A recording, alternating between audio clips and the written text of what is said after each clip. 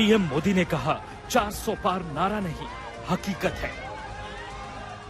देश की जनता के लिए 400 पार ये नारा नहीं है, 400 पार ये हकीकत है। बीजेपी अध्यक्ष जेपी नड्डा ने आज तक से कहा बीजेपी 370 पार करेगी और एनडीए 400 पार। देश ने तय कर लिया है कि भारत के प्रधानमंत्री मोदी जी के नेतृत्व में भारतीय जनता पार्टी अपने बल पर 370 की तरफ बढ़ रही है और एनडीए 400 पार करेगा। अमित शाह कह चुके हैं कि 4 जून को बीजेपी की जीत निश्चित है और राहुल गांधी ईवीएम पर ठिकरा फोड़ेंगे। 4 तारीख को सुबह 7 बजे मतगणना शुरू होगी। 1 बजे तक चित्र स्पष्ट हो जाएगा।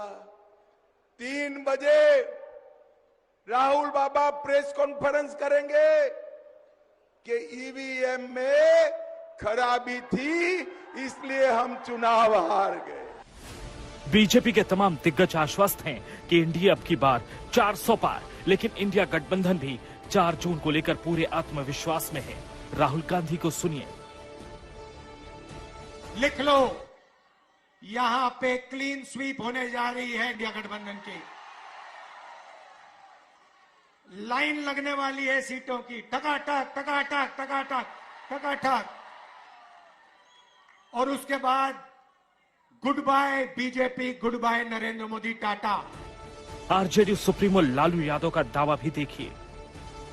वो तो मोदी जी को पता लग जाएगा, रिजल्ट के बाद पता। हाँ, रिजल्ट के बाद पता लग जाएगा। मोदी जी के 10 साल के कार्यकाल को कैसे देखते हैं? मोदी गए जी सर, मोदी गए, अब मोदी गए। हाँ। आरजेडी के तेजस्वी यादव भी बढ़ चढ़कर दावा कर रहे हैं। जहां तक 4 जून के बाद की बात है, हमारे चाचा पिछड़ों की राजनीति और पार्टी को बचाने के लिए कोई भी निर्णय ले सकते हैं। 4 जून के बाद कुछ भी कर सकते हैं।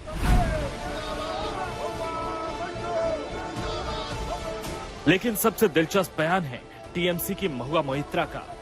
No, he's become like a pheriwala, like a hawker on the pavements of Gadiahat in Calcutta.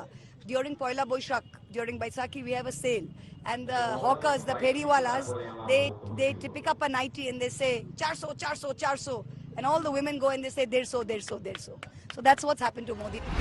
यानी दोनों तरफ से दावा दमदार और देश कर रहा है 4 जून का इंतजार। आज तक ब्यूरो।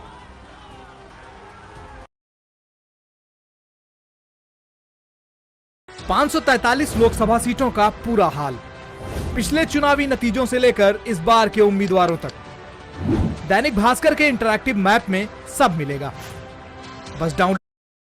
नमस्कार, स्वागत है आपका एबीपी न्यूज पर। मैं हूं आपके साथ शिरीन और आप देख रहे हैं कौन बनेगा प्रधानमंत्री। बिहार के आरा से ये सीधा प्रसारण इस वक्त आपके सामने लेकर हाजिर हूं मैं। और देखिए, हम सबसे पहले बिहार की जनता, जो इस वक्त आरा की जनता यहां बैठी है, जोरदार ताली से जरा हमारे इस खास कार्यक्रम का शुरुआत कीजिए। हमारे मेहमानों का भी स्वागत कीजिए और जनता का भी। और इसी के साथ देखिए, क्योंकि बिहार में हैं हम और बिहार में इस वक्त सियासत जो है वो बहुत गरमाई हुई है।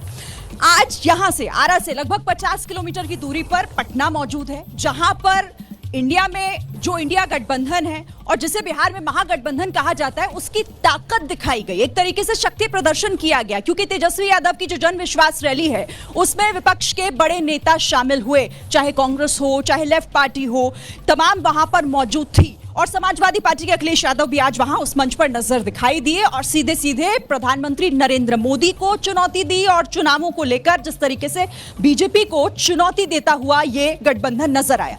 और इससे एक ही दिन पहले की बात है, जब कल प्रधानमंत्री नरेंद्र मोदी बिहार में मौजूद थे, बिहार को करोड़ों की सौगात दी और साथ ही उस मंच से एनडीए की ताकत की भी बात की, वो शक्ति दिखाने की कोशिश की। लेकिन कहीं ना कहीं उसमें एक कमी जरूर नजर आई। कमी इसलिए क्योंकि उस मंच पर एनडीए के 2 ऐसे सहयोगी जो नदारद दिखाई दिए। अब सवाल इसे लेकर यह उठ रहा है कि अगर उपेंद्र कुशवाहा और चिराग पासवान वहां पर मौजूद नहीं थे तो क्या इसके पीछे कोई वजह ऐसी है जो ये बताने के लिए काफी है कि एनडीए में सब कुछ ठीक नहीं चल रहा है? इसी पर चर्चा करेंगे। सवाल हमारी जनता के होंगे, जवाब देने के लिए खास मेहमान भी हमारे साथ मौजूद हैं, लेकिन उससे पहले एक रिपोर्ट आपके सामने।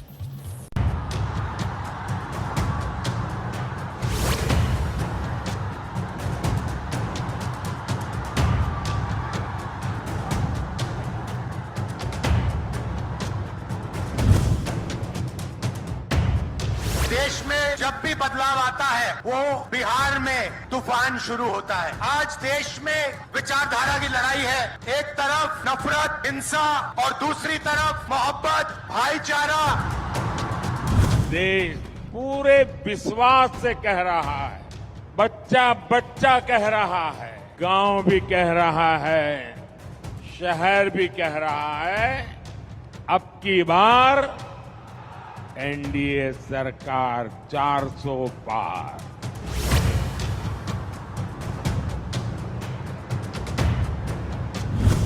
मोदी जी झूठ बोलने के फैक्ट्री है। मोदी जी ने कोई कारखाना दिया, कोई नौकरियां दी। भाजपा के लोग गोबर को भी गाजर का हलवा देकर के परोस देते हैं। भारी संख्या में और बहुत बड़ी संख्या में 400 से ज्यादा जरूर जीतेंगे, ये हमको पूरा भरोसा है। भाई हम बीच में इधर उधर हो गए थे, लेकिन अब हम फिर आ गए, परमानेंटली रहने के लिए आ गए, चिंता मत करिए। 2020 में हमने वादा किया था 10 लाख सरकारी नौकरी देंगे, तो मुख्यमंत्री जी ने कहा था कहां से आएगा पैसा, असंभव है। जो 17 साल में नहीं हुआ, उसी मुख्यमंत्री से उन्हीं के हाथों 17 महीनों में हम लगभग 5 लाख लोगों को सरकारी नौकरी हम लोगों ने दिलवाने का काम किया। बिहार ने दशकों तक परिवारवाद का दंश सहा है। परिवारवाद और सामाजिक न्याय ये एक दूसरे के घोर विरोधी है। यही बिहार है जिसके पास भारत रत्न कर्पूरी ठाकुर जी की एक समृद्ध विरासत है। नीतीश जी के नेतृत्व में एनडीए सरकार यहाँ इसी विरासत को आगे बढ़ा रही है। देखिए, ये उपेंद्र कुशवाहा और चिराग पासवान बताएंगे, लेकिन एक बात तो मैं पहले से कह रहा था कि ये लोग 12th मैन हैं। अब चूंकि उनके मेन प्लेयर आ गए हैं तो इनको कहीं ना कहीं टीम से बाहर कर दिया गया और ऐसी राजनीति करने वाले बेनकाब हो गए हैं।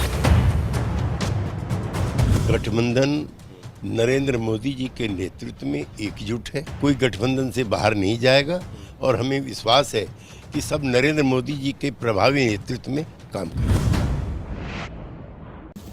तो देखिए, एक तरफ प्रधानमंत्री नरेंद्र मोदी का ये कहना कि अब की बार 400 के पार, और इसके पीछे की वजह वो ये कहते हैं क्योंकि हमने काम किया है, हमने विकास किया है, इसीलिए जनता का भरोसा बीजेपी पर कहीं ज्यादा है। लेकिन